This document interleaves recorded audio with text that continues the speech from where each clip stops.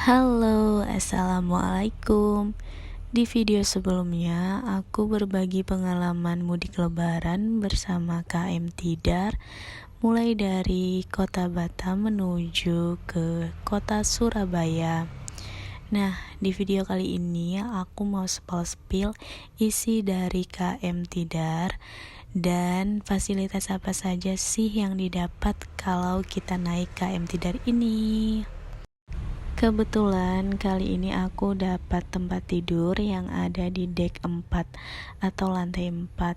Berikut fasilitas dari KM Tidar, yaitu ada casan, televisi. Kalau kalian gak mau terlalu jauh, ngecasnya bisa juga menggunakan colokan yang ada di atas tempat tidur. Itu akan sangat mempermudah. Nah, beginilah suasana dalam dari KM Tidar, di mana posisi tempat tidurnya itu seperti ini. Kalian bisa lihat sendiri di video. Ini untuk kelas ekonomi ya teman-teman. Kebetulan aku dapat di posisi paling belakangnya kapal dan di dekat pintu keluar dan masuk atau pintu naik dan turun penumpang nantinya ya. Jadi gak terlalu repot kalau kita mau turun atau naik, tidak terlalu jauh dari tempat tidur.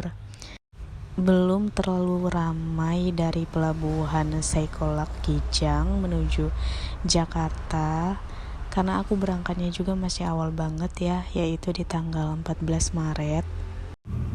Ini dia pintu naik dan turunnya penumpang. Nah, ini nanti dari sini kita bakal naik atau turunnya ya. Naik ke deck 5. Ini dia tangganya. Kita bisa lihat di sini itu banyak juga yang jualan. Jadi kalau kalian kekurangan sesuatu atau yang belum sempat kalian bawa, itu bisa banget kalian beli di atas kapal ini, karena banyak banget yang jualan, mulai dari makanan, minuman, sampai baju juga ada loh yang jualan. Kita sampai di deck 8 atau lantai 8. Kita bisa lihat di situ ada kafetaria. Kalau kalian kurang selera nih sama menu yang ada di kapal, kalian bisa pesan langsung di kafetaria tersebut. Kalian gak perlu takut bosan, karena kalau bosan kalian bisa langsung ke deck 8 ini. Ada pintu menuju samping kapal atau bagian outdoornya kapal seperti ini penampakannya. Kalian bisa lihat pemandangan laut. Oh iya, di sini juga ada Indomaret loh guys. Pokoknya lengkap banget deh. Ini aku mau spill lokasi tempat ambil wudhu di bagian samping musola. Kalian kalau mau sholat ataupun ngaji juga bisa ya di sini. Ini dia penampakan dari lokasi pengambilan wudhu perempuan. Aku lanjut spill dalam isi musolanya. Ini dia bagian dalam dari musola. Kondisinya itu sangat bersih dan full AC. Pokoknya nyaman banget, ada Al-Quran, ada perlengkapan alat sholat. Pokoknya kalian gak usah khawatir. Walaupun dalam perjalanan kalian masih tetap bisa menunaikan ibadah sholat 5 waktunya. Ini aku udah selesai spill isi musola. Lanjut aku mau spill ruangan kelas atau kamar gitu ya. Ini dia penampakannya.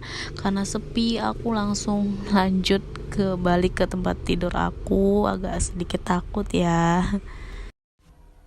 Ini dia bagian pantry atau dapur. Jadi kalau kita mau ngambil jatah makanan kita itu di sini, dan ini tuh antri ya guys. Ngambilnya harus ngantri dan tertib. Orang Indonesia kan harus tertib. Kita balik menuju ke tempat tidur aku. Nah, televisinya juga nyala ya guys. Jadi sepanjang perjalanan kalian gak perlu khawatir, bisa nonton televisi. Ini mulai pengambilan makanan. Nah, untuk pengambilan makanan itu biasanya diumumin. Untuk jatah makanan itu 3 kali sehari. Kebetulan ini lagi puasa, jadi jatah makannya kami ambil 2 kali saja. Aku spill menu buka puasa dari kapal KM Tidar. Ada air mineral, ada fruity, ada kerupuknya, ada nasinya juga. Ini dia lauknya, ada ikan goreng dan sosis dan juga sayur. Gak terasa udah waktunya sahur. Dan seperti biasa kita mengambil jatah makanan. Menu sahur kali ini lengkap banget karena dapat susu kotak, dapat air mineral, kerupuk, wafer, dan juga nasi. Dan untuk menunya kali ini ada sayur, ada ikan pindang sambal kering, dan juga sayurnya.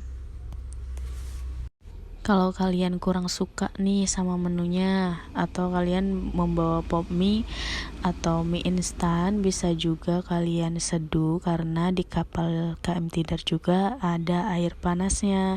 Kalian bisa mengantri gak jauh dari lokasi pantry. Dan terkadang banyak juga kok yang keliling jualan makanan kalau kalian kurang selera sama menu yang telah disediakan. Perjalanan dari Pelabuhan Sekolah Kijang menuju ke Pelabuhan Tanjung Perak itu memakan waktu 4 hari 3 malam ya teman-teman. Lanjut ke menu berbuka puasa. Gak terasa banget kan waktunya. Seperti biasa masih ada kerupuk, air mineral, fruity, ada nasinya juga. Kita buka ya untuk menu berbuka puasa kita kali ini. Dapat lauk apa ya kira-kira? Wah, ternyata menu kita kali ini ayam lada hitam, ada sosis gorengnya juga, ada tumis sayur, ada sambal tomatnya. Setelah berbuka puasa, kami memutuskan untuk naik ke dek 8 atau bagian atas kapal karena penasaran juga sama Indomaret yang ada di kapal KM Tidar. Karena penasaran, aku, Pak Su, dan anak aku langsung aja naik ke dek 8 atas, dimana ada Indomaret di kapal Pelni. Langsung aja kita masuk ke dalam. Kebetulan anak aku pengen banget es krim. Langsung aja kita beliin buat dia. Untuk harganya setelah aku telusuri, kebanyakan per itemnya tuh harganya 2 kali lipat dari harga normal. Seperti es krim yang anak aku beli yang biasanya itu di Indomaret cuma 5.000, ini di sini mencapai harga 13.000. Karena di atas sini anginnya kenceng banget dan cocok banget untuk makan yang hangat-hangat, jadi kami memutuskan untuk membuat pop mie bekal kami selama di kapal. Nah, aku saranin buat kalian yang agak picky eater atau pemilih makanan, kalian bisa bawa lauk yang tidak mudah basi seperti rendang atau sambal kering supaya tetap selera makan. Ini aku lanjut spill menu sahur di hari kedua ya. Ada susu kotak, air mineral, ada kerupuknya, ada wafernya juga, dan tentu saja ada nasinya. Dan untuk lauknya kita dapat menu ayam lada hitam lagi, dan juga ada sayur dan sambal tomatnya. Gak terasa udah 2 malam di kapal KM Tidar. Ini waktunya sandar di Jakarta, yaitu di Pelabuhan Tanjung Priok, dimana penumpang turun pukul 3 subuh. Dan ini dia proses penyandaran kapal KM Tidar di Pelabuhan Tanjung Priok, Jakarta. Pelabuhan Jakarta ini udah seperti fasilitas yang ada di bandara. Kita bisa lihat di situ tangga untuk penurunan penumpangnya juga seperti yang ada di pesawat. Jadi tidak perlu khawatir yang membawa barang banyak, karena ini sudah dilengkapi lift juga. Sudah proses di mana operator tangga dari penurunan penumpang di Pelabuhan Tanjung Priok mulai merapat ke bagian pintu kapal KM Tidar. Lumayan banyak penumpang yang turun dari kapal KM Tidar di Pelabuhan Jakarta, yaitu Pelabuhan Tanjung Priok di jam 3 subuh ini, bertepatan dengan waktu sahur. Dan kapal KM Tidar ini akan berangkat menuju Pelabuhan Tanjung Perak pukul 6 pagi waktu Indonesia Barat. Sudah kelihatan penumpang mulai turun dari kapal KM Tidar di Pelabuhan Tanjung Priok Jakarta, dan penumpang di Pelabuhan Tanjung Priok Jakarta juga naik ke kapal setelah proses penurunan penumpang sudah selesai. Waktu begitu cepat berlalu, sampailah kita di menu buka puasa di hari terakhir di kapal KM Tidar, yaitu dapat susu kotak, wafer, air mineral, kerupuk, dan juga pastinya nasi. Untuk menu berbuka puasa kita kali ini yaitu ada ikan pindang sambal kering dan juga sosis goreng. Tidak lupa juga ada sayur dan sambal tomatnya. Karena ini tuh menu terakhir yang ada di kapal, setelah ini kami akan turun di Pelabuhan Tanjung Perak, Surabaya.